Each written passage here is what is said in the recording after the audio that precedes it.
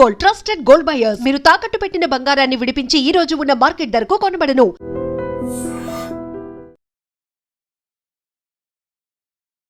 నమస్తే, welcome to I dream social spotlight with Kavitha.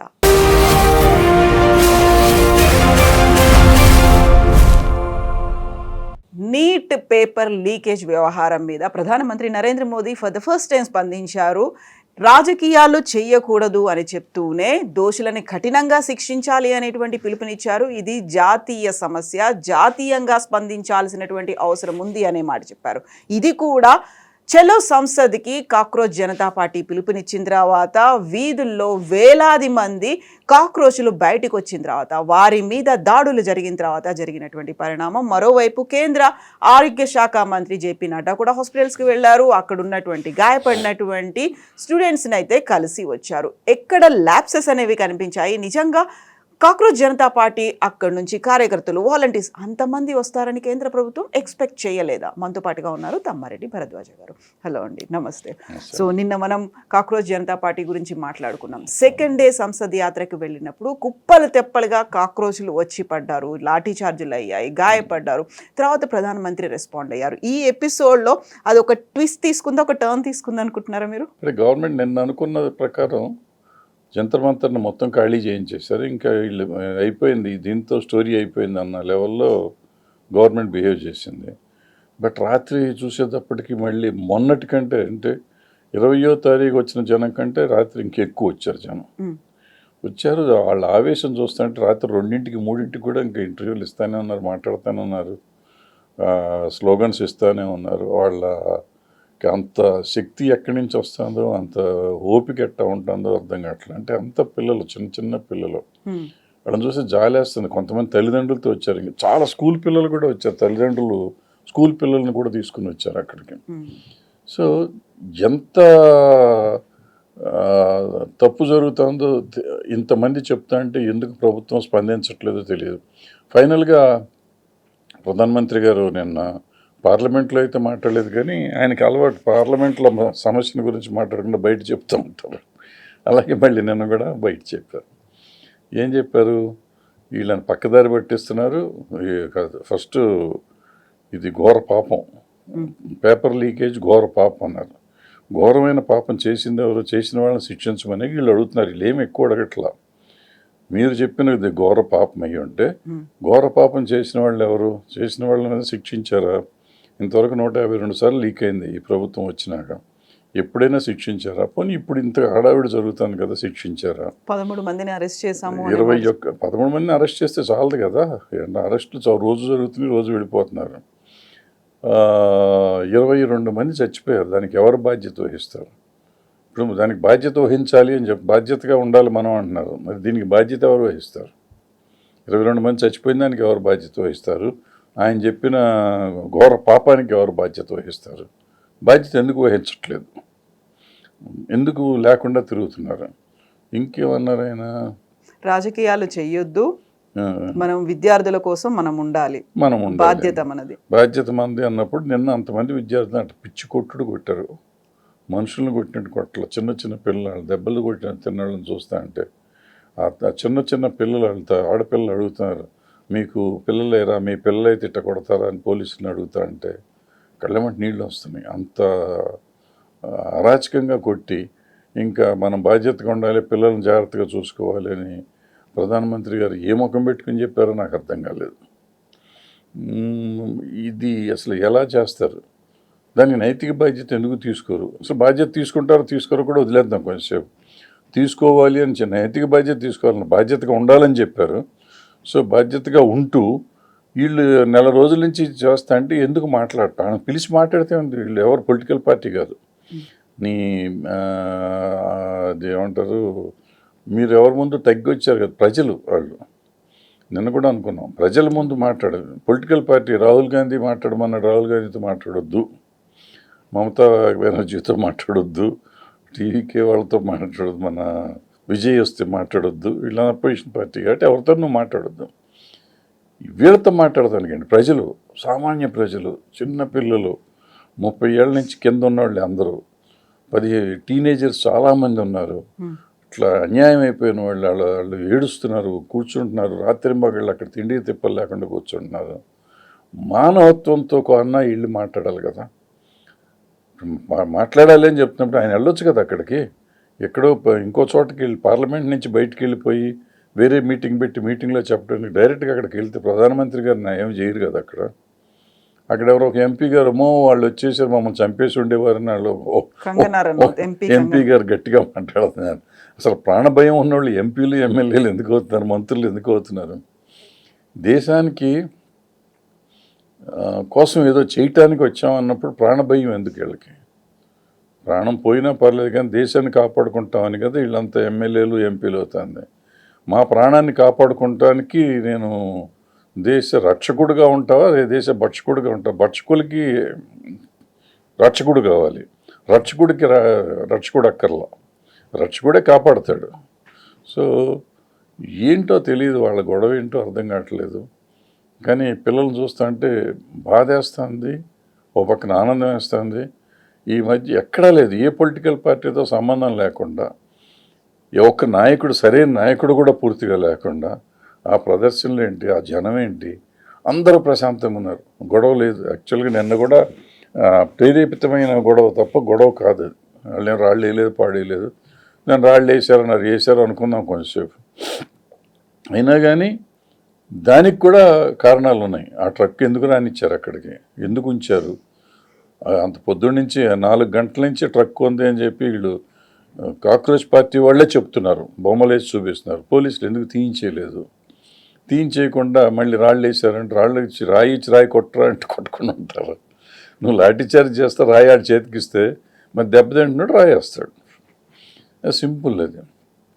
So ఇవన్నిటికీ ఇప్పుడు నిన్న లాఠీ చార్జ్ మీద కూడా ప్రభుత్వం చాలా సీరియస్ యాక్షన్ తీసుకోవాలి. ఇంకా విచిత్రం ఏంటంటే ఈ లాఠీ చార్జ్ దీని మీద తీసుకెళ్ళి కోర్టుకి వెళ్తే ఢిల్లీ కోర్టు, హైకోర్టు ఈ దీంట్లోకి మమ్మల్ని లాగొద్దు, లేకపోతే మాకు సంబంధం లేదు, రాష్ట్రంలో జరిగే గొడవలతో మాకు సంబంధం లేదు. కోర్టు సంబంధం లేకపోతే ఎవరికి సంబంధం ఉంది? ఇప్పుడు హనుమంతుడు రాముడితో అంటాడంట, నాకు కష్టం వస్తే రామా అంటాను నేను, రాముడితోనే కష్టం వస్తే నేను ఇంకెవరికి చెప్పుకొని రామా అంటాడు రామాంజనేయ యుద్ధంలో. అట్లాగే ఇప్పుడు వీళ్ళకి కష్టం వస్తే వీళ్ళు ప్రధానమంత్రిగా చెప్తారు, ప్రధానమంత్రి కూడా ఏదో అయిపోతుంది అంటున్నారు. హైకోర్టుకి వెళ్ళారు, హైకోర్టే కదా మనకు చేయాల్సింది, ఉన్న కోర్టు హైయెస్ట్ కోర్టు సుప్రీంకోర్టు ఉంది. బట్ వెళ్తే కోర్టు నాకు సంబంధం లేదంటే ఎవరికి చెప్పాలి? ఒక పక్కన అక్కడ అరాచకంగా ఈ శాంతియుతంగా పనిచేస్తున్న వాళ్ళ మీద పిచ్చికొట్టుడు కొడతా ఉంటే, నాకు దెబ్బలు కొడుతున్నారు మొర్రు, ఇది అన్యాయం అని చెప్తా అంటే మాకు సంబంధం లేదు అని కోర్టు అంటే మరి ఎక్కడికి వెళ్ళాలి? ప్రభుత్వం దగ్గరికి వెళ్తే ప్రభుత్వం మాట్లాడతా, కోర్టుకు వెళ్తే కోర్టు మాకు చెప్పొద్దు అంటుంది. ఎవరికి చెప్పాలి దేశంలో? ఎవరు వీళ్ళు? అంత వీళ్ళు మన దేశం పౌరులు కదా, మన దేశానికి వాళ్ళకి సంబంధం లేదా? ఎక్కడి నుంచన్నా వచ్చారా, బయట నుంచి వచ్చారా? ఎవరు ఎందుకు పట్టించుకోవట్లేదు? కోర్టు సంబంధం లేకుండా, ప్రభుత్వానికి సంబంధం లేకుండా ఎవరికి సంబంధం? వాళ్ళు మొత్తం దేశంలో ఉన్న అన్ని చోట్ల చేస్తున్నారు. ఇప్పుడు అక్కడ జంతర్ మంతర్లో ఉన్న 1,00,000 మంది, నిన్న ఎవరో చెప్తున్నారు 5 లక్షల మంది ఉన్నారని చెప్తున్నారు. ఒక పక్కన ట్రైన్లు ఆపేశారు, ఒక పక్కన ట్రాన్స్పోర్ట్ ఆపేశారు, బ్యారికేడ్స్ పెట్టారు, అయినా వస్తూనే ఉన్నారు జనం. మొన్న రాత్రి లాఠీ చార్జ్ చేసి అందరినీ ఖాళీ చేసి టెంట్లు కూలగొట్టేస్తే మళ్ళీ రాత్రి చేరిపోయి అంతకంటే ఎక్కువ మంది వచ్చి మళ్ళీ టెంట్లు వేసుకుని కూర్చున్నారు. అంతమంది వస్తారని ఎక్స్పెక్ట్ చేయలేదా? చెలో సంసద్కి డెఫినెట్గా చేయలేదు. మనకి తిరుగు ఏంటి, మన ఎవరు ఆపుతారు, మనకి ఎవరు వస్తారని. అదే కాదు, మీడియా మనకి చెప్పట్లేదు కానీ ప్రతి రాష్ట్రంలో, ప్రతి జిల్లాలోనూ, బెంగళూరులో జరుగుతుంది, హైదరాబాద్, అన్ని జిల్లాలు, అన్ని రాష్ట్రాల్లోనూ ఈ ఎజిటేషన్ జరుగుతుంది. ఎంతో కొంతమంది 1000, 2000, 10,000, 5,000 ఇట్లా అన్ని రాష్ట్రాల్లోనూ జరుగుతున్నాయి. చిన్న మన ఏమంటారు ప్లేస్లు ఉంటాయి కదా, ఈ నిరసన తెలిసే ప్లేసుల్లో, ధర్నా చౌకుల్లో అన్ని రాష్ట్రాల్లోనూ జరుగుతుంది. సో ఇంత స్పందన వచ్చినాక రాజకీయ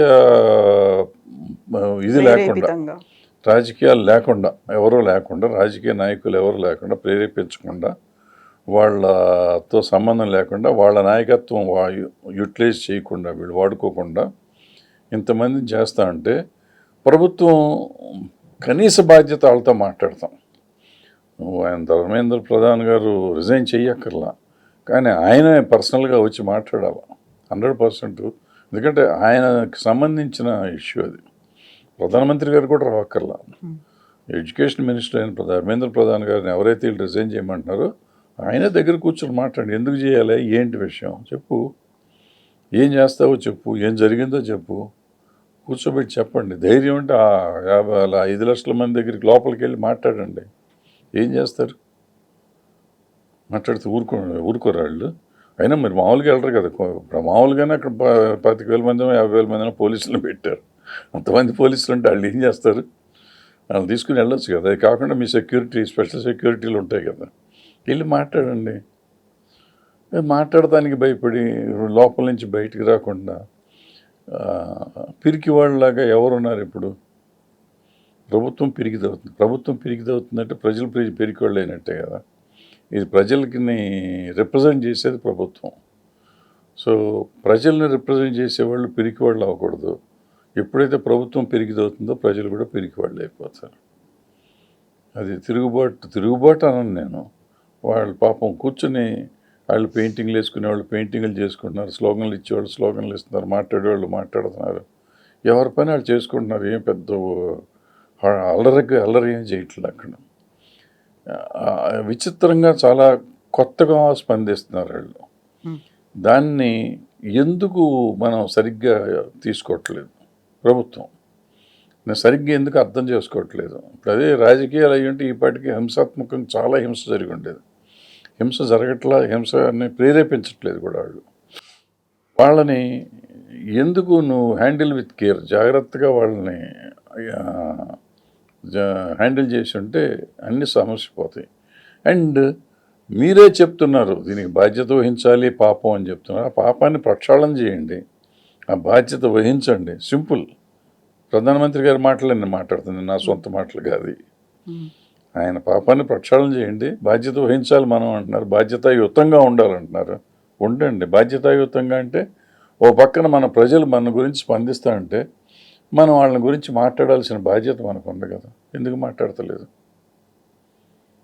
వీళ్ళు రామరాజ్యం అంటారు, రాముడు అదే అలాగే స్పందించేవాడు. ఆయన ప్రజలు ఏదన్నా అంటే ప్రజలతో ఆయన మాట్లాడేవారు. మరి వీళ్ళు ఎందుకు మాట్లాడతలా? రాముడిని ఆదర్శంగా తీసుకుంటారు. రామాయణమే మనకు వేదము మంత్రం అంటారు కదా. మరి దాంట్లో రాముడు ఎప్పుడు ప్రజల్ని కొట్టి చంపి ఏం చేయలేదే. ప్రజల్ని చాలా బాగా అందుకే రామరాజ్యం అంటారు. ప్రజల్ని చాలా బ్రహ్మాండంగా చూసుకున్నాడు కాబట్టి ఆయన రామరాజ్యం అన్నారు. ఆ రామరాజ్యం అని మీరు చెప్తా మరి ప్రజలతో ఎందుకు మాట్లాడతలేదు? చాలామంది గాయపడ్డారు. హాస్పిటల్స్లో స్టూడెంట్స్లు వెంటిలేటర్ మీద కూడా ఉన్నారు. ఇప్పుడు కేంద్రమే కాదు, రాష్ట్ర ప్రభుత్వాలు కూడా ఇమ్మీడియట్గా రెస్పాండ్ అవ్వాల్సినటువంటి అవసరం ఉంది. ఎక్కడైతే పేపర్ లీక్ జరిగాయో వాటిని కఠినంగా శిక్షించండి అనేటువంటి ఒక మాట, ఒక పిలుపు మోదీ ఇచ్చారు. ఆ తర్వాత ఇప్పటిదాకా జరిగిన వాళ్ళకి ఒక 13 మందికి అయితే శిక్ష విధించాము, వాళ్ళు జైల్లో ఉన్నారు అనేటువంటి మాట. ఇది మాత్రం సరిపోతుందంటారా? నిజంగా ఇలాంటివి జరగాలి అనుకుంటే దానికి ఆద్యుడు లేకపోతే దీనికి బాధ్యత నైతికంగా వహించాల్సినటువంటి అవసరం ధర్మేంద్ర ప్రధానికి ఉంది అనేటువంటి మాట. సో ఆయన గురించి అయితే ఏం మాట్లాడలేదు కదా మోదీ. మాట్లాడాల. అదే బాధ్యత అంటున్నారు. బాధ్యత అంటే ఇదే కదా. నైతిక బాధ్యత ఎందుకు తీసుకోరు? తీసుకుంటానికి ఏంటి ప్రాబ్లం ఏంటి? First point. రెండో పాయింట్, ఈ అన్ని రాష్ట్రాలు చేయాలంటారు. రాష్ట్రాలు చేయటం సరే, మీరు కేంద్రం ఎందుకు చేయట్లా? 13 మందిని అరెస్ట్ చేసామంటారు. అరెస్ట్ చేస్తే సరిపోయిందా? ఇన్ని సంవత్సరాల నుంచి చేస్తున్నారు. ప్రతి సంవత్సరం అయితే అరెస్ట్ చేస్తానంటున్నారు, వదులుతానే ఉన్నారు. వీళ్ళు మీరు గట్టిగా తీసుకుని ఉంటే 152 సార్లు ఎట్ట అయింది. గట్టి చర్యలు తీసుకున్నాం కాబట్టి రీసెంట్గా జరిగినటువంటి నీట్లో ఇలాంటి అవకతవకలు జరగలేదు, లీక్ జరగలేదు, చాలా ప్రాపర్గా కంటుదిడ్డంగా చేశాము అనే మాట అని చేస్తే మరి పిల్లలందరూ మళ్ళీ చూపించారు కదా ఏ మార్కులు ఎంత తప్పులు గట్టాలని. 17వ తారీఖు వచ్చినాయి, 18వ తారీఖు మళ్ళీ తేడాలు వచ్చినాయి. ఆ తేడాలు వచ్చినాయి ఎందుకు వచ్చినాయి? వాళ్ళు పిల్లలందరూ పబ్లిక్ మీడియాలో చూపించారు ఎంతెంత తేడాలు వచ్చినాయి, ఎలా జరిగింది అని. మరి దానికి సమాధానం ఎవరు చెప్పట్లేదే.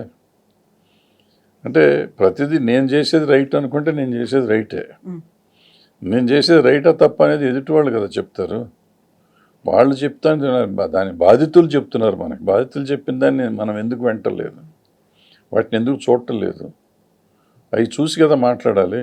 అవి చూడకుండా అసలు కళ్ళు మూసుకుని అంతే బ్రహ్మాండంగా ఉంటుంది. ఇప్పుడు బళ్ళకి గుర్రాలకి ఎడ్లకి గంతలు కట్టేసి నడిపిస్తూ ఉంటాం, సైడ్లు కనపడకుండా. ఎటు చూడకుండా ఇది మాత్రం కరెక్ట్గానే ఉంది అనుకుంటా ఉంటే అట్లా ఇది కూడా అనుకుంటే కరెక్ట్ కాదుగా. సిఆర్పిఎఫ్ అందులో పార్టిసిపేట్ చేసినటువంటి సిఆర్పిఎఫ్ బలగాలు కమాండర్స్ కూడా చెప్తున్నమాట, ఎవరి మీద మేము లాఠీ చార్జ్ చేయలేదు, అలా వేలాదిగా తరలి వచ్చారు, తోపులాటలు జరిగితే గాయపడ్డారు తప్ప ఎవరిని మేము అటాక్స్ చేయలేదు. బట్ అందులో ఒక లేడీ కమాండర్కి హ్యాండ్ కూడా ఫ్రాక్చర్ అయిపోయింది తను చెప్తున్నాం, ఆ తోపులాటల్లో నా చేయి కూడా విరిగింది. తోపులాటలో వాళ్ళు చెయ్యరినందుకు పూర్తిగా మనందరి సానుభూతి ఉంది. మరి ఆ కొడతనయ్యి ఏంటి, వీడియోలన్నీ అబద్ధాలా? ఏ చేసి పంపించారు పిల్లలు అన్న పిచ్చ కొట్టుడు కొడుతున్నారు. ఇదే పోలీసులు కొడితే కొట్టారంటే కాకుండా సివిల్ డ్రెస్ వేసుకుని వాళ్ళు పోలీసులు కాని వాళ్ళు ఎవరో లాఠీలు తీసుకుని కొడతారు. ఎందుకు కొట్టారు? వాళ్ళు ఎన్ని వీడియోలు పెట్టారు, వాళ్ళని అరెస్ట్ చేశారా? సరే పోలీసులు బాధ్యత, వాళ్ళకి పై అధికారులు చెప్పారు కొట్టారు అనుకుందాం మనిషి. మరి వీళ్ళు ఎవరు, ఈ రౌడీలు ఎవరు? రౌడీలు ఎవరు? వాళ్ళు వచ్చేట కొడుతున్నారు. కొట్టలేదని అసలు వీళ్ళు ఏ ముఖం పెట్టుకొని చెప్తున్నారు? కొట్టిన వీడియోలు ఉంటే, వీడియో లేకపోతే సాక్ష్యం లేకపోతే చెప్పచ్చు నేను అసలు అయ్యో కొట్టనే లేదు అని. సాక్ష్యాలు కనపడతా ఉంటే నేను కొట్టలేదని వాళ్ళు పక్కన స్టేట్మెంట్ ఇస్తే వాళ్ళు సిగ్గుపడాలా, మనం సిగ్గుపడాలా? ఇప్పుడు మళ్ళీ ఒక మాట వినిపిస్తోంది, ఒక లీక్, పేపర్ లీక్ కాదు, ప్రభుత్వం, కేంద్ర ప్రభుత్వం ఈ సిజేపీ వీళ్ళతో లేకుంటే విద్యార్థులతో చర్చలు జరపబోతోంది అనేటువంటి మాట. అది కూడా అఫీషియల్గా రాలేదు, బయటికి అనౌన్స్ చేయలేదు, కానీ వస్తోంది సోర్సెస్ నుంచి. వస్తే మంచిదే కదా, చెయ్యాలనే కదా మనం కోరుకుంటాను కూడా. మనం వాళ్ళు మన పిల్లలు అందరూ అట్లా వెళ్తా అంటే చాలా బాధగా ఉంది. తల్లిదండ్రులు 20 ఏళ్ల పిల్ల ఉంది, ఒక ఆడపిల్ల ఒకదాని వెంట వచ్చామంటే మా అమ్మని తీసుకొచ్చాను అంటాను. వాళ్ళ అమ్మ కూడా పక్కనే కూర్చోంది. అంటే 40 ఏళ్ళ మినిమం 40 years అని ఉంటాయి కదా వాళ్ళ మదర్కి. అంటే పెద్దవాళ్ళ నుంచి చిన్నవాళ్ళ దాకా ఇంకొకళ్ళు ఇద్దరు చిన్న పిల్లలు బాయ్ కూడా ఉన్నారు. ఆ 11 ఏళ్ల కుర్రాన్ని కూడా కొడుతున్నారు నిన్న పోలీసులు. 10 ఏళ్ల కుర్రాన్ని ఒకటి పిచ్చి కొట్టారు పోలీసు వాళ్ళు. మరి కొట్టలేదంటారండి, ఆడపిల్లల్ని కొట్టారు, కొట్టకూడని చోట్లలో కొట్టారు. అవన్నీ వీడియోలు కనపడతాయంటే పోలీసులు మేము కొట్టలేదు అంటున్నారు. ఆడపిల్లలు మగపిల్లలు అని లేదు, ఆడపిల్లలు బట్టలు చేయించేశారు. దీనంటే తోపులాట ఇదంతా.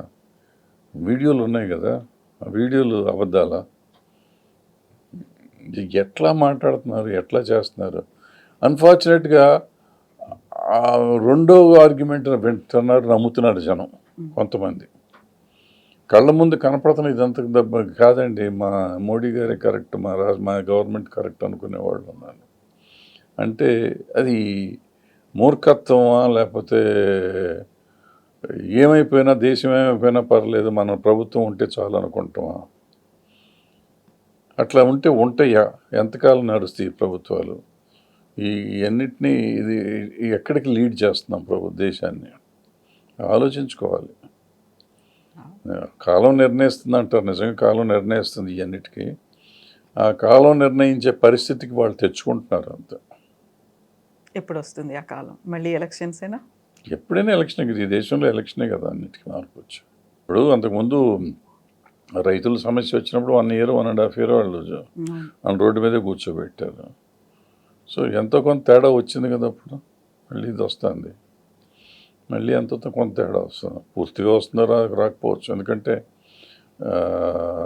ఇప్పుడు వచ్చిన ఉన్మాదంలో ఉన్న జనాన్ని అంత ఈజీగా మనం మార్చలేము, మారరు కూడా. కానీ మార్పు కొంత వస్తుంది. Thank you sir. Thank you.